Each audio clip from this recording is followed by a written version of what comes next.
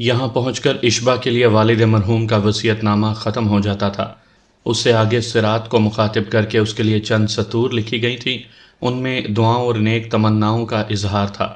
اس سے آگے داؤد بن مغیرہ کو مخاطب کر کے ان سے دعاؤں کی طلب کی گئی تھی۔ آخر میں امرناتھ کے لیے چند محبت بھرے کلمات تھے۔ اس طویل وصیت نامے کے نیچے ایک مختصر پیرا تھا جو عثمان ثقیل نے لرزاں قلم سے لکھا تھا۔ جوتشی کی پیشگوئی کے مطابق جس عمر میں مر رہا ہوں اسے جوانی کی عمر بھی کہا جا سکتا ہے۔ شاید کچھ لوگ کہیں کہ یہ موت جوتشی کی صداقت پر دلالت کرتی ہے، مگر خدا کی قسم میرے دل میں رائی برابر بھی شک نہیں کہ یہ صرف اور صرف حکم ربی ہے۔ آہ، کوئی میری آنکھ سے دیکھے کہ اللہ کتنا قریب ہے اور اس کی قدرت کتنی واضح ہے۔ والسلام فی امان اللہ، انشاءاللہ بہت جلد اگلے جہان میں ملاقات ہوگی۔ اس طرح یہ طویل خط ختم ہو گیا۔ کمرے میں گھمبیر خاموشی طاری تھی۔ اشبا اور صراط پتھروں کی طرح ساکت بیٹھے تھے۔ باہر رہ رہ کر بجلی چمک رہی تھی اور روشن دان سے آنے والی ہوا کے جھونکوں سے اشبا کے ہاتھ میں خط کے اوراق پھڑ پھڑا رہے تھے۔ یہ پھڑ پڑاہٹ اس ماحول کو کچھ اور بھی سنجیدہ بنا رہی تھی۔ اشبا نے پلکیں اٹھا کر ماں کو دیکھا۔ وہ نہایت خاموشی سے رو رہی تھی۔ اشبا کی اپنی آنکھوں میں آنسو جھلملا رہے تھے۔ دفعتاً صراط کی کہیں دور سے آتی ہوئی صدا اشبا کے کانوں سے ٹکرائی۔ اشبا، میرے بچے، تیرے بابا بڑے نرم دل انسان تھے۔ انہیں ہر وقت دھڑکا لگا رہتا تھا کہ کہیں ان سے کسی کی دل آزاری نہ ہو جائے۔ وہ بہت دھیمے اور محتاط لہجے میں بات کرنے کے عادی تھے۔ میں جانتی ہوں ان کے دل میں اسلام کی کتنی تڑپ تھی اور آخری وقت وہ اس بات کے کتنے خواہش مند تھے کہ ان کا بیٹا جوان ہو کر ملک ہند کا رخ کرے، لیکن اپنے خط میں انہوں نے اس خواہش کی شدت کا اظہار نہیں ہونے دیا۔ انہوں نے سب کچھ تم پر چھوڑا ہے تاکہ تم ان کی خواہش پر عمل نہ کر سکو، تو بھی تمہارے دل پر کوئی بوجھ نہ پڑے۔ اشبا، میرے بیٹے، میرے لال، تو میرے جگر کا ایک ٹکڑا ہے۔ میرے لیے دنیا تیرے وجود کا دوسرا نام ہے۔ میں تیری خوشیوں کے لیے جیتی ہوں اور میری آنکھیں تجھے دیکھنے کے لیے روشن ہیں، لیکن میں ہرگز نہ چاہوں گی کہ میری ممتا تیرے پاؤں کی زنجیر بنے اور تو کسی ہچکچاہٹ کا شکار ہو۔ میں صاف صاف لفظوں میں تجھے بتاتی ہوں کہ تیرے بابا کی تمام تر امیدیں تجھ سے وابستہ تھی۔ جو کام وہ نہ کر سکے تجھے کرتے دیکھنا چاہتے تھے۔ وہ چاہتے تھے کہ ایک روز تو گھوڑے پر سوار ہو کر نکلے، تیرے ایک ہاتھ میں تلوار ہو اور دوسرے ہاتھ میں قرآن، تو دندناتا ہوا اس وادی تاریک میں جا گھسے جہاں اندھیروں کی حکمرانی ہے اور سیاہ کاروں کا دور دورہ ہے۔ پھر تو آگے ہی بڑھتا جائے یہاں تک کہ اپنے عظیم مقصد میں کامیاب ہو جائے یا خون شہادت میں ڈوب کر سرخ رو ہو جائے۔ ہاں، انہوں نے نہیں بتایا لیکن میں تمہیں بتاتی ہوں، تو ان کی عظیم جد و جہد کا آمن ہے، تو ان کی تشنہ تمناؤں کی تکمیل ہے، تو ان کی آنکھوں کا سب سے حسین خواب ہے۔ یکا یک اشبا بےتاب ہو کر اٹھا۔ اس نے گھٹنوں پر جھک کر ماں کے دونوں ہاتھ چوم لیے، پھر آنسو بہاتا ہوا بولا، امی جان، امی جان، آپ کو یہ سب کچھ کہنے کی ضرورت نہیں۔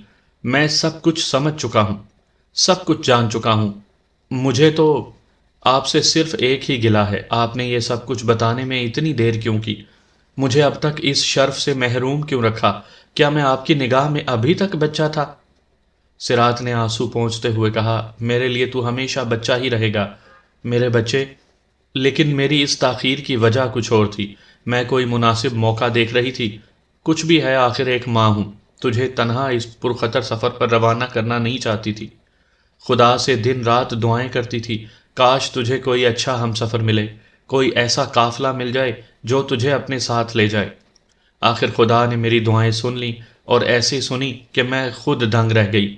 وہ سبب الاسباب ہے، میں نے جو چاہا اس سے کہیں بڑھ کر پایا۔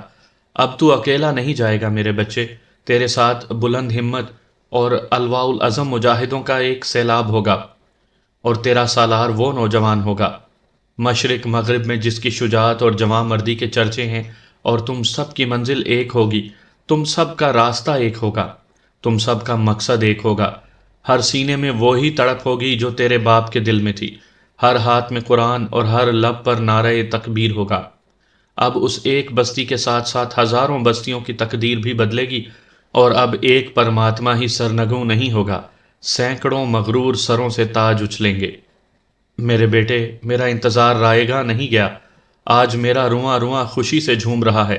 میں بحر ہند کے ساحل پر تیرے باپ کی شادماں روح کو دیکھ رہی ہوں، اس کا انتظار ختم ہو چکا ہے۔ اشبا کی والدہ اتنا کہہ کر ہچکیوں سے رونے لگی۔ اشبا نے انہیں گلے لگا لیا اور تھپکنے لگا۔ اس کی نگاہیں کچھ دور پڑی قدیم تلوار پر جمی تھیں اور آنکھوں میں خون کی سرخی اترتی آ رہی تھی۔ اور یہ روانگی کا منظر تھا۔ چونکہ یہ ایک انتہائی طویل اور دشوار گزار مہم تھی، لہٰذا بے پناہ جذبہ ہونے کے باوجود بنو عمار سے صرف 60 افراد تیار ہوئے تھے۔ دوسرے 3 قبیلوں سے بھی 150 افراد تیار ہوئے تھے۔ یہ کل 210 مجاہدوں کا دستہ تھا۔ ان کا سردار اشبا تھا۔ زہار کی غیر موجودگی میں اس کی نامزدگی زبیر نے کی تھی۔ کیل کانٹے سے لیس یہ 210 مجاہد بستی سے باہر جانے والے راستے پر کھڑے تھے۔ ان کے ارد گرد الوداع کہنے والوں کا ہجوم تھا۔ ایک میلے کا سا سما تھا۔ بچے، بوڑھے، جوان رنگ برنگ لباس پہنے چمکدار چہرے لیے گھومتے پھرتے تھے۔ بچے مجاہدین کی سواریوں کو عقیدت سے چھو رہے تھے اور تھپکیاں دے رہے تھے۔ کچھ بزرگ انہیں ڈانٹنے ڈپٹنے میں مصروف تھے۔ انہی میں بوڑھا داؤد بن مغیرہ بھی تھا۔ آج اس کی بوڑھی آنکھوں میں جوانی کی سی چمک تھی۔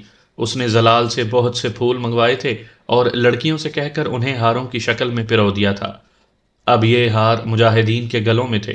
بہت سے ہار جو بچ گئے تھے وہ 2 اونٹوں پر لدے تھے۔ یہ ہار اس قافلے کے منتظر تھے جسے جنوب کی طرف سے آنا تھا اور جس کی قیادت جہم بن زہر کر رہا تھا۔ قافلے کے انتظار میں ظہر کا وقت ہو گیا۔ اشبا کی ہدایت پر مجاہدین اور بستی کے دیگر افراد نے وہیں صفیں باندھ کر نماز ادا کی۔ نماز کے بعد ایک بار پھر انتظار شروع ہو گیا۔ بستی کی نوعمر بچیوں نے خنتل اور کھجور کے پیڑوں تلے ایک حلقہ سا بنا لیا اور ہم آواز ہو کر جنگی ترانہ گانے لگے۔ ہمارے باپ اور بھائی تیل میں ڈوبی تلواریں لے کر اور صبا رفتار گھوڑوں پر بیٹھ کر دشمن سے جنگ کرنے جا رہے ہیں۔ ہماری آنکھیں ان کے ساتھ رہیں گی، ہماری دعائیں ان کی نگہبان رہیں گی۔ جب دشمن کو للکار کر اور میدان مار کر وہ واپس آئیں گے تو ہم ایک اور گیت گائیں گے۔ اس گیت میں ہماری مسکراہٹیں بھی شامل ہوں گی۔ لڑکیاں مختلف گیت گا گا کر تھک گئیں اور عین اس وقت جب مجمع پر ایک مایوسی سی طاری ہو رہی تھی، ناگاہ ایک جانب شور بلند ہوا۔ اشبا نے ایک اونٹ پر سوار ہو کر دیکھا۔ جنوبی رخ پر گرد و غبار کا بادل نظر آ رہا تھا۔ یہ کسی بڑے قافلے کے آثار تھے۔ لوگوں میں اضطراب کی لہر دوڑنے لگی۔ جلد ہی قافلے کی سواریاں واضح طور پر نظر آنے لگیں اور اس کے ساتھ ہی لوگوں کا جوش و خروش نقطۂ عروج پر پہنچ گیا۔ یہ وہی قافلہ تھا جس کے وہ منتظر تھے۔ جہم بن زہر، جس نے 2 روز پیشتر بستی میں ایک زوردار تقریر کی تھی اور اگلی بستیوں کی طرف روانہ ہو گیا تھا، آج اپنے ساتھیوں کے ساتھ لوٹ رہا تھا۔ اس کے ساتھ کم و بیش 600 سوار تھے۔ اشبا نے دستہ سالار کی حیثیت سے آگے بڑھ کر جہم اور دوسرے قائدین کا استقبال کیا۔ لوگ بھاگ بھاگ کر مجاہدین کے گلے میں ہار ڈالنے لگے۔ گھوڑوں اور اونٹوں سے اتار کر سب لوگوں کو نخلستان میں لے جایا گیا، جہاں کھجوروں اور پانی کا وافر انتظام تھا۔ جہم نے گھوڑے سے اترتے ہی پہلا سوال یہ پوچھا کہ زہار کہاں ہے؟ زبیر نے جواب دیا، محترم سردار، مجھے افسوس ہے ان کا کوئی پتہ نہیں چل سکا، تاہم ان کے قریبی دوست اشبا بن ثقیل آپ کے سامنے ہیں۔ انہوں نے مجاہدین کی تیاری میں بھرپور حصہ لیا ہے اور سردار کی کمی محسوس نہیں ہونے دی۔ امید ہے آپ بھی انہیں بہترین ساتھی پائیں گے۔ جہم نے ایک بار پھر اشبا سے مصافحہ کیا اور غور سے اس کا روشن چہرہ دیکھنے لگا۔ تھوڑی دیر آرام کرنے کے اور نماز عصر ادا کرنے کے بعد قافلہ تیار ہو گیا۔ ماؤں نے آگے بڑھ کر مجاہد بیٹوں کی پیشانیاں چومی، بوڑھوں نے گھوڑوں کی لگامیں تھامی، بچوں نے تھپکیاں دی، بہنوں نے آنسو چھلکائے، سہاگنوں نے گھونگھٹوں کی اوٹ سے الوداع کہا۔ خوشی اور غم کی ملی جلی کیفیت پورے مجمع میں چھا گئی۔ اشبا کی والدہ نے کافی دیر اسے سینے سے لگائے رکھا۔ اشبا نے کہا، امی جان، نانا کا خیال رکھنا، انہیں مسجد جانے میں تکلیف ہوتی ہے، کوئی انتظام کر لینا۔ سرات نے کہا، بیٹا، انتظام کی کیا ضرورت ہے، میں خود انہیں لے کر جایا کروں گی۔ ماں کے ہاتھوں کو الوداعی بوسہ دینے کے بعد اشبا نے ارد گرد نظر دوڑائی۔ ان آخری لمحات میں بھی حلابہ اسے کہیں نظر نہیں آئی تھی۔ یہاں وہاں درختوں تلے ہر عمر کی عورتیں اور لڑکیاں کھڑی تھیں، مگر ان میں وہ نہیں تھی جسے نہ چاہنے کے باوجود اس کی آنکھیں تلاش کر رہی تھیں۔ کسے ڈھونڈ رہے ہیں آقا؟ اچانک ایک آواز پر اشبا چونکا۔ اس نے مڑ کر دیکھا، عقب میں حلابہ کی آزاد کردہ کنیز حسنہ کھڑی تھی۔ اشبا کے دل میں آئی، کہہ دے، میں صحرا کے حسن کو ڈھونڈ رہا ہوں۔ چمکدار دوپہروں کی چمک اور آخری راتوں کی ٹھنڈک کو ڈھونڈ رہا ہوں۔ میں اپنے اس حسین ماضی کو ڈھونڈ رہا ہوں جو ننگے پاؤں بھاگتا ان ٹیلوں میں کہیں کھو گیا۔ مگر وہ کچھ بھی نہ کہہ سکا۔ حسنہ نے پھر کہا، آقا کس کی تلاش ہے؟ کسی کی نہیں، اشبا گڑبڑا کر بولا۔ حسنہ کی آنکھوں میں آنسو تھے، وہ بول کچھ بھی نہیں رہی تھی، مگر آنسو کہہ رہے تھے کہ اسے سب معلوم ہے۔ یہ آنسو اشبا کو ملامت کر رہے تھے، کہہ رہے تھے جسے بھول چکے ہو اسے ڈھونڈتے کیوں ہو؟ جسے زندگی سے نکال دیا اسے دل سے بھی نکال دیا ہوتا۔ اشبا نے والدہ کو پاس بلایا اور دھیمے لہجے میں بولا، امی جان، مجھے خدشہ تھا کہ عقیل حلابہ کے ہونے والے شوہر احمد عباس کو نقصان پہنچانے کی کوشش کرے گا۔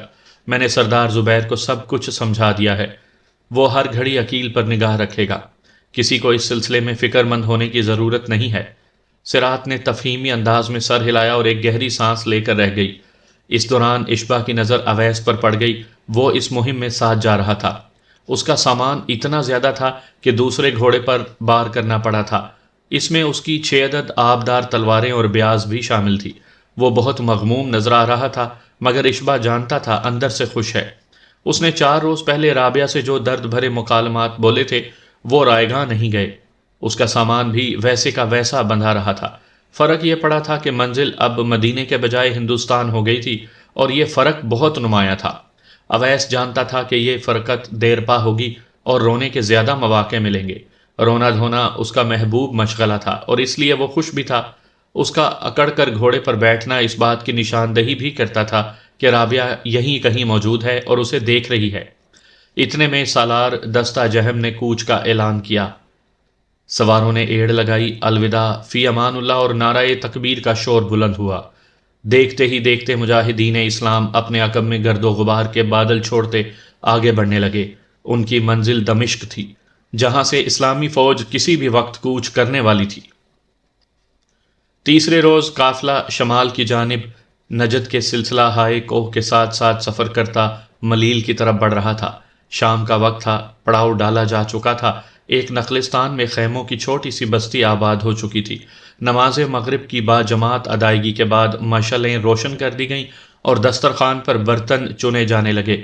نظم و ضبط کی خاطر ہر قبیلے کے خیمے علیحدہ علیحدہ لگائے گئے تھے اور ان کا انتظام خورد و نوش بھی علیحدہ تھا۔ کھانے کے بعد اشبا نے سالار قافلہ جہم سے اجازت طلب کی اور اپنا گھوڑا لے کر گرد و نواح کی سیر کو نکل گیا۔ اویس بھی اس کے ہمراہ جانا چاہتا تھا، لیکن اشبا نے منع کر دیا۔ در حقیقت وہ کھلی فضا میں پوری یکسوئی کے ساتھ ان معاملات پر سوچنا چاہتا تھا جن کا تعلق ہاتھی دانت کے اس قدیم صندوق سے تھا اور مستقبل میں جن سے واسطہ پڑنے والا تھا۔ رات دھیرے دھیرے پر پھیلا رہی تھی۔ اونچی نیچی کھائیوں میں گھوڑا دوڑتا ہوا شمال کی جانب بڑھتا رہا۔ پہاڑ جیسا دن گزر چکا تھا، مگر دائیں جانب الرباء الحالی کے ہولناک ویرانوں سے ابھی گرم ہوا پہنچ رہی تھی۔ اپنے خیالوں میں مگن اشبا پڑاؤ سے 2-3 کوس دور نکل آیا۔ آخر ایک جگہ اس نے گھوڑا ایک درخت کے ساتھ باندھا اور ایک ہموار جگہ پتھر پر نیم دراز ہو گیا۔ چند ہی لمحے گزرے تھے کہ ایک آواز نے اسے چونکا دیا۔ کہیں قریب گھوڑے کی ہنہناہٹ سنائی دی۔ اشبا کان لگا کر سننے لگا۔ تھوڑی دیر بعد یہی آواز پھر آئی۔ اس بار اشبا نے آواز کی سمت کا اندازہ کر لیا اور یہ بھی جان لیا کہ ہنہنانے والا گھوڑا زخمی ہے۔ وہ تجسس کے تحت اپنی جگہ سے اٹھا اور آواز کی سمت بڑھا۔ تھوڑی دور آگے ایک ڈھلوان تھی۔ یہ ڈھلوان پار کر کے وہ نشیب میں پہنچ گیا۔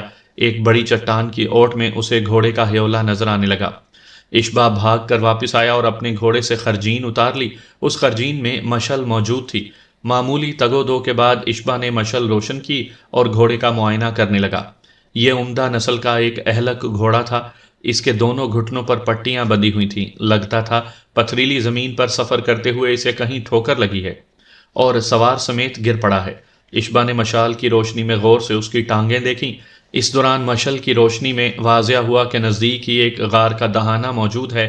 اشبا محتاط انداز میں چلتا ہوا غار کی طرف بڑھا۔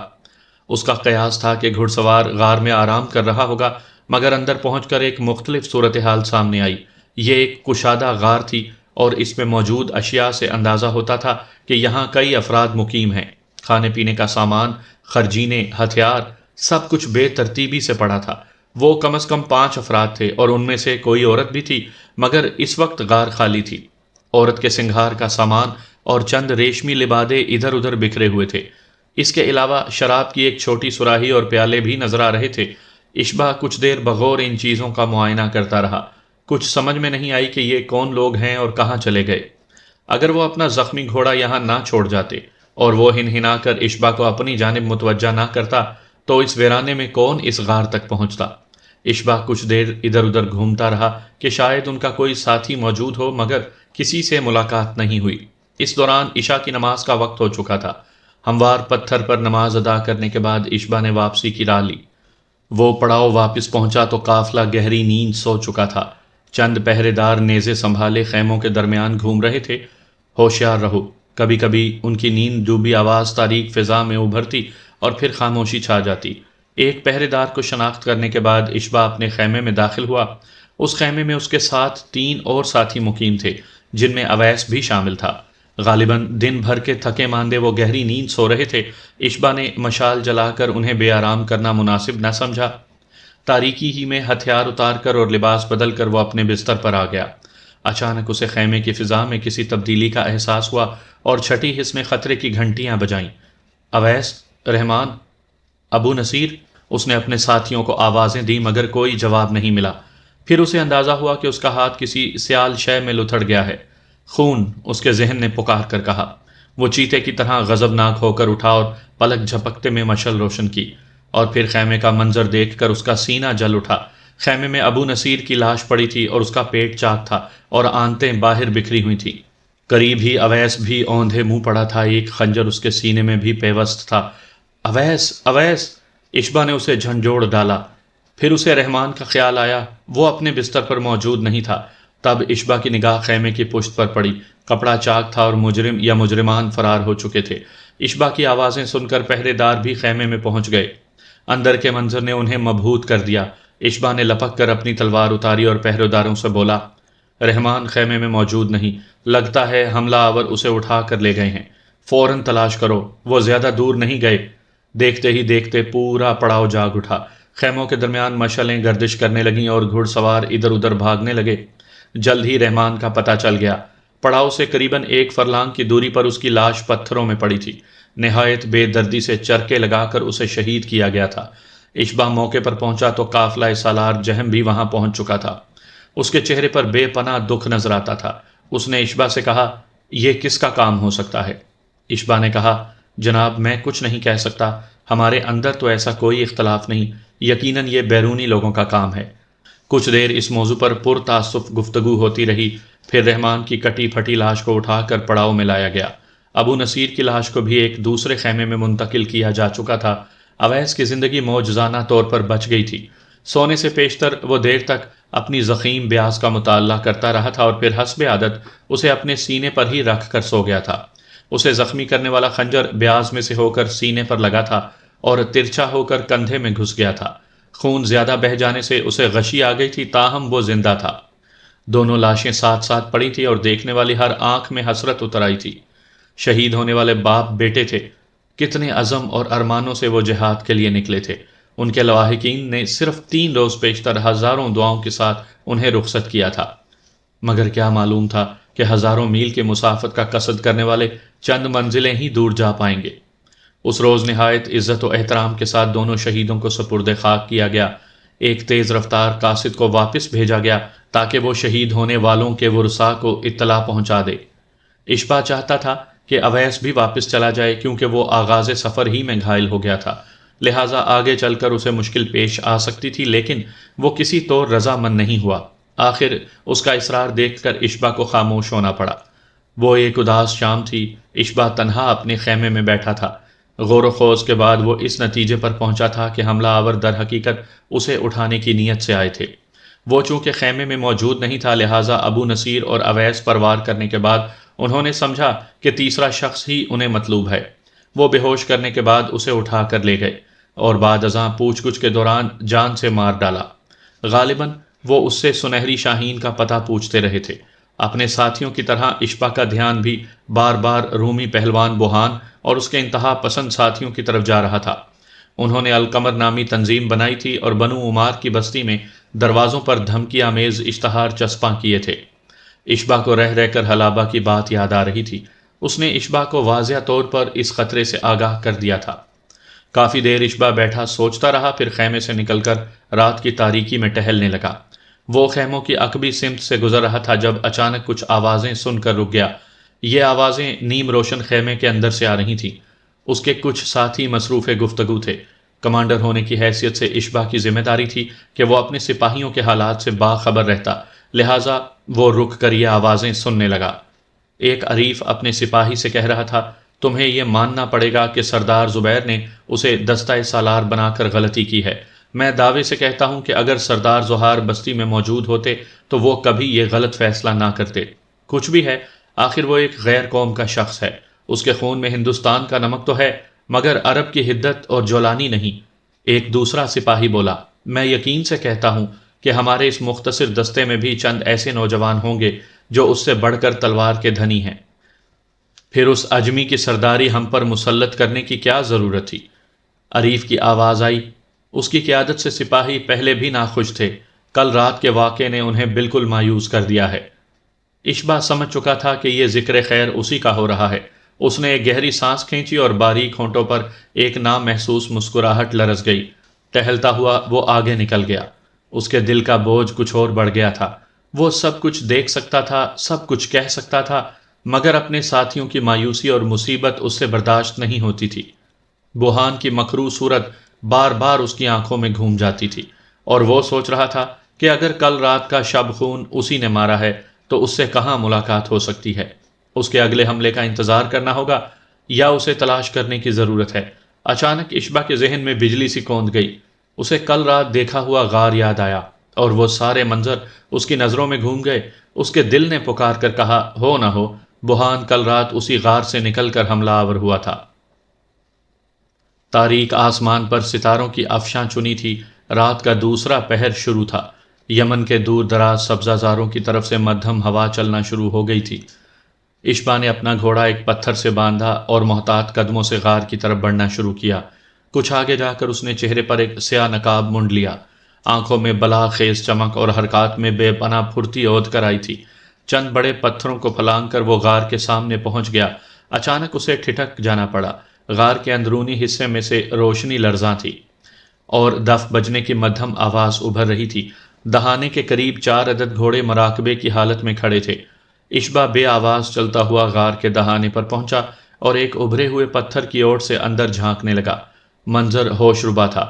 3 مرد شراب کے نشے میں دھت بیٹھے تھے۔ ان میں سے ایک دف بجا رہا تھا اور دوسرے 2 تالیاں بجا رہے تھے۔ ایک خوبصورت نیم برہنہ عورت مصروف رقص تھی۔ وہ بھی نشے میں تھی اور اپنے لمبے سیاہ بال کھولے عجیب ہجانی انداز میں ناچ رہی تھی۔ اس کے گلے میں ایک ہار تھا۔ یہ ہار مختلف انسانی اعضاء یعنی ناک، کان، زبان، ہونٹ وغیرہ کو پرو کر بنایا گیا تھا۔ اس ہار کو دیکھ کر اشبا کی آنکھیں خون اگلنے لگیں۔ وہ جان چکا تھا کہ یہ اعضاء نوجوان رحمان کے ہیں جسے کل رات پڑاؤ سے باہر بے دردی سے قتل کر دیا گیا تھا۔ وہ یہ بھی پہچان گیا تھا کہ یہ چاروں افراد قبیلہ بنی لہب کے ہیں۔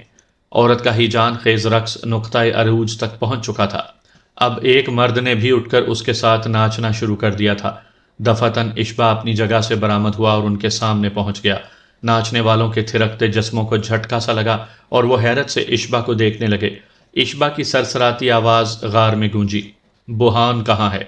جواب میں ایک مرد نے تنک کر کہا، تو کون ہے اور تجھے بوہان سے کیا کام ہے؟ اشبا کے ہاتھ میں تلوار تھی۔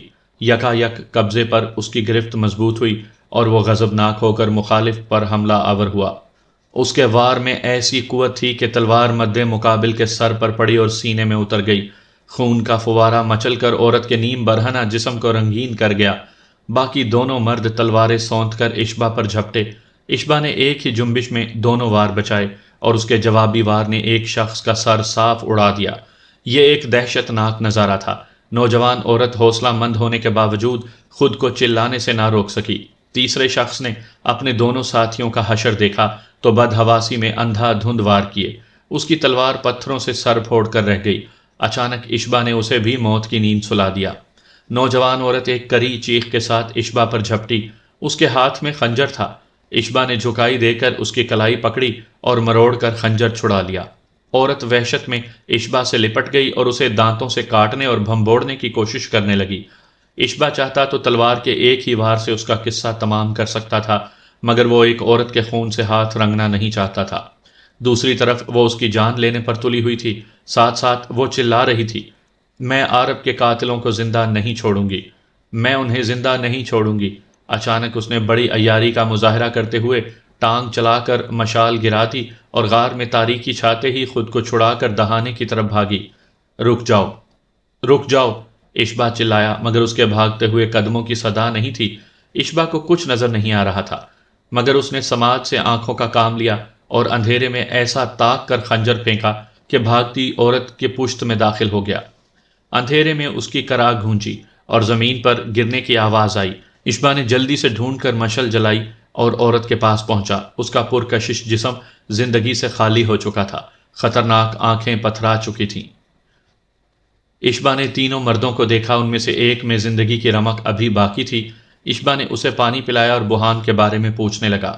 جاں بلب شخص نے بتایا کہ بوہان یہاں نہیں ہے، اس کا گھوڑا زخمی تھا اور وہ اسے کسی معالج کو دکھانے کے لیے گیا ہے، معلوم نہیں کب تک آئے گا۔ عورت کے بارے میں زخمی نے بتایا کہ یہ مرحوم سردار عارب بن عوف کی سب سے چھوٹی بیوی تھی، اس نے زہار عرف سنہری شاہین کا خون پینے کی قسم کھا رکھی تھی، اس کا نام سلمہ تھا۔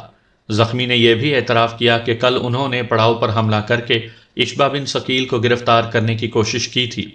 دراصل انہیں شبہ تھا کہ اشبا سنہری شاہین کے متعلق کچھ جانتا ہوگا۔ زخمی کچھ دیر اٹک اٹک کر گفتگو کرتا رہا، آخر اس نے دم توڑ دیا۔ اشبا یہاں رک کر اپنے موذی دشمن بوہان کا انتظار کرنا چاہتا تھا، لیکن اسے معلوم تھا کہ بوہان اتنی جلدی واپس نہیں آئے گا۔ ممکن تھا کہ اس کی واپسی کل دوپہر تک ہوتی اور وہ اتنی دیر رک نہیں سکتا تھا۔ علل صبح قافلہ آگے روانہ ہونے والا تھا۔ سردار جہم اس بارے میں شام ہی کو ہدایات دے چکے تھے۔ اشبا نے چاروں لاشوں کو 2 گھوڑوں پر لادا، باقی دونوں گھوڑوں کو آزاد کر دیا اور پڑاؤ کی جانب روانہ ہوا۔ پڑاؤ میں پہنچ کر اس نے نہایت خاموشی سے لاشوں والے گھوڑے ایک خیمے کے سامنے باندھ دیے، پھر جیب سے ایک پرچہ نکال کر ایک لاش کے ادھ کھلے منہ میں دے دیا۔ یہ پرچہ اس نے غار میں ہی لکھ لیا تھا۔ اس کام سے فارغ ہو کر اس نے اپنے خیمے کا رخ کیا، ہتھیار کھولے اور لباس بدل کر سو گیا۔ صبح صادق سے پہلے ایک سپاہی نے اسے جھنجھوڑ کر جگایا۔ کیا بات ہے؟ اشبا نے آنکھیں ملتے ہوئے پوچھا۔ سپاہی نے انکشاف کیا کہ ایک خیمے کے باہر 2 گھوڑے ملے ہیں جن پر بنی لہب کے 4 افراد کی لاشیں رکھی ہوئی ہیں۔ اشبا جلدی سے اٹھ بیٹھا اور سپاہی کے ساتھ موقع کی طرف بڑھا۔ دونوں گھوڑوں کے گرد ایک مجمع لگ چکا تھا، 15-20 مشلوں کا دائرہ سا بنا ہوا تھا۔ خون آلود لاشیں ابھی تک گھوڑوں پر تھیں۔ اشبا پہنچا تو ایک عریف نے بتایا، سردار، میں نماز ادا کرنے کے لیے خیمے سے نکلا تو ان گھوڑوں پر نظر پڑی، ایک لاش کے منہ سے یہ پرچہ بھی برآمد ہوا۔ اشبا نے پرچے پر سرسری نظر ڈالتے ہوئے کہا، پڑھو کیا لکھا ہے۔ عریف نے کھنکار کر گلا صاف کیا۔ اس کے انداز سے دبا دبا جوش ظاہر ہوتا تھا، لگتا تھا وہ تحریر پڑھ چکا ہے۔ اس نے پڑھنا شروع کیا اور لوگ ہماتن گوش ہو گئے۔ زہار کی طرف سے اپنے دوستوں کے نام۔ السلام علیکم، مجھے معلوم ہے آپ لوگ میری غیر حاضری سے پریشان ہیں اور دبی زبانوں سے اس کا اظہار بھی کرتے ہیں۔ میں صرف یہ کہنا چاہتا ہوں کہ دور ہو کر بھی میں آپ کے بالکل پاس ہوں اور پاس ہی رہوں گا۔ آپ لوگوں کو جب بھی ضرورت ہوگی مجھے اپنے قریب پائیں گے۔ آپ کی طرف بڑھنے والے ہاتھ انشاءاللہ اسی طرح کاٹ دیے جائیں گے۔ سالار جہم بن زہر کا میرا عقیدت مندانہ سلام۔ مجھے قوی امکان ہے کہ ان کی ہوش مندانہ قیادت میں آپ کا یہ پرخطر سفر نسبتاً سہل اور محفوظ رہے گا۔ فی امان اللہ، زہار۔ خط مکمل ہوا تو حاضرین کے چہرے خوشی سے دمکنے لگے۔ ایک کونے سے کسی نے نعرہ تکبیر بلند کیا، جواباً اللہ اکبر کی صدا سے فضا گونج اٹھی۔ لاشوں کو دھکیل کر گھوڑوں سے نیچے پھینک دیا گیا اور لوگ مشلوں کی روشنی میں ان کا نظارہ کرنے لگے۔ پھر ایک مجاہد نے اپنی چادر اتار کر نیم برہنہ لاش پر ڈال دی۔ سب لوگ سمجھ چکے تھے کہ یہ انہی افراد کی لاشیں ہیں جو کل کے واقعے کے ذمہ دار ہیں۔